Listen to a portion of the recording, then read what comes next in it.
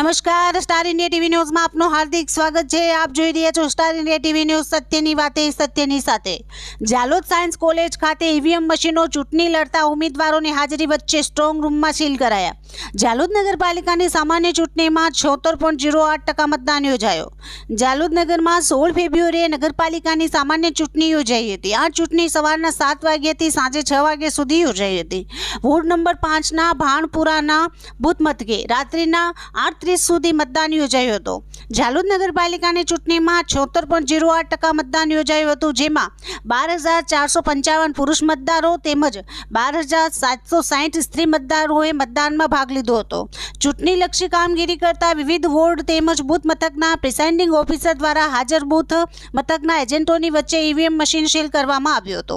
Presiding અધિકારીઓ દ્વારા police બંદોબસ્ત સાથે આ ઈવીએમ મશીનો જાલોદ ચૂંટણી અધિકારી અજય ભાટિયા તેમજ નાયબ ચૂંટણી અધિકારી પરમારની હાજરીમાં ચેક કરાવી સાયન્સ કોલેજ ખાતે ઈવીએમ મશીનો મૂકવામાં આવ્યા હતા।